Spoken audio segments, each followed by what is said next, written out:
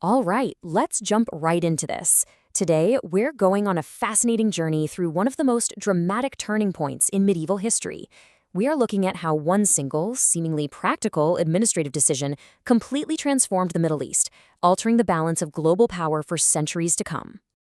Picture this. You hire a completely loyal mercenary army to protect you, and they end up conquering you instead. How does that even happen?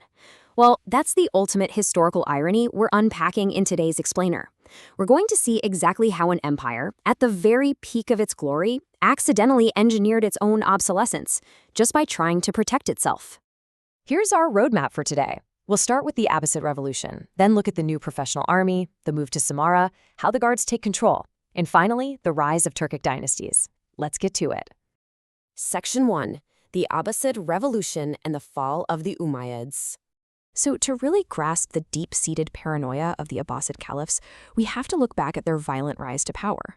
In 747 AD, the black banners of revolution went up in the eastern province of Khurasan. The whole movement was spearheaded by this brilliant military architect named Abu Muslim Khurasani. His forces marched west with just incredible speed, and in only 3 years they completely overthrew the Umayyad dynasty at the River Zab. But notice that last date we're looking at here, 755 AD. The assassination of the great Abu Muslim himself. Talk about a dark turn. The ultimate betrayal happens just a few years later. Abu Muslim was the very man who brought the Abbasid family to power. Yet the second Abbasid Caliph, al-Mansur, gets utterly terrified of his general's massive popularity. The guy was just too influential. Our historical sources describe it pretty grimly, saying, Abu Muslim was treacherously put to death on instigation of Caliph, cut into pieces and dead body rolled in carpet which was thrown in the Tigris River. That gruesome act right there set a very dark precedent. From that moment on, this deep, lingering paranoia of local military commanders infected the Abbasid caliphs. Moving on to Section 2, the new professional army and al-Mutasim's reforms. Fast forward a few decades, and Caliph al-Mutasim comes up with what he thinks is a permanent fix for this paranoia. The old way of doing things? Relying on Arab tribal levies. But those guys were free citizens with their own political opinions, constantly tangled up in local social and religious drama. Al-Mutasim wanted a blank slate. His brilliant idea was a professional standing army made entirely of foreign Turkic gulams, or military slaves, brought in straight from the Central Asian steppes.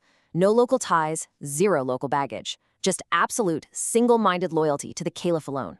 And we need to be clear here, this wasn't just some ceremonial palace guard unit. This was a state-of-the-art, highly lethal military machine. You've got your light cavalry for scouting, heavy cavalry for devastating shock charges, classic infantry with spearmen and swordsmen, and crucially, long-range archers. They even fielded advanced siege weapons like battering rams and siege towers. The whole shebang. So how massive was this force? You'll actually see the number 70,000 tossed around a lot. Now, honestly, our historical sources are kind of all over the place here. Some say 4,000, others say 18,000. But think about this.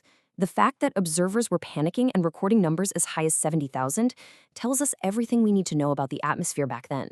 The perception of these Turkic warriors was just so intimidating that their mere presence felt like an occupying force.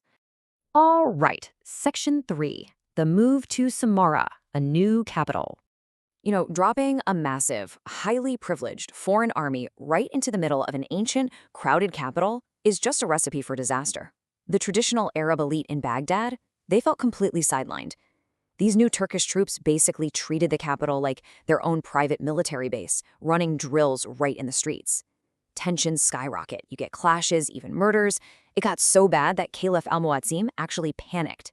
He was absolutely terrified his own citizens were going to start a full-blown rebellion against him and his guards. His solution? Literally pack up the entire government and build a brand new capital city from scratch just to escape. And moving to Samarra wasn't just a quick summer getaway. For nearly half a century, between 836 and 892, 8 successive caliphs lived in this massive new palace city. They turned an open plain into a fortress. But here's the catch. By doing this, the caliphs completely isolated themselves from the actual pulse of their empire. They were now totally isolated, surrounded only by the very foreign guards who were supposed to be serving them. Which brings us to a major turning point. Section 4. The guards take control. The economy of war. Okay, so here is where the harsh financial realities of running an enormous empire finally catch up with the Abbasid state. Turns out, maintaining a professional, fully equipped standing army of mercenaries is, well, incredibly expensive. Eventually, the Caliphate literally runs out of liquid cash to pay their Turkic ghulams. To fix this immediate cash flow crisis, the state introduces something called the Iqtis system. Simply put, instead of handing out gold, they start handing these military commanders vast grants of land. And the real kicker? These land grants usually came with total immunity from state tax collectors. It's a classic domino effect, and a pretty catastrophic one for the government. Step 1, the caliphs run out of cash. Step 2, they grant large tracts of land, these iqtas, to their Turkic generals to keep them paid and happy. Step 3, those generals use that land and all the taxes they collect from it to build their very own independent local power bases. So by just trying to pay the bills with land instead of cash, the caliphs accidentally dismantled their own central authority piece by piece. By the time we get to the reign of Caliph al-Mutawakkil, the Abbasids have completely lost the reins. The Turkic commanders look around and realize, wait a minute, we have the weapons, we have the loyal troops, and now we have the land and the wealth. They seized real, absolute power and started actively interfering in caliphate politics. It's wild. The very bodyguards hired to protect the caliphs were now installing and assassinating caliphs whenever they felt like it.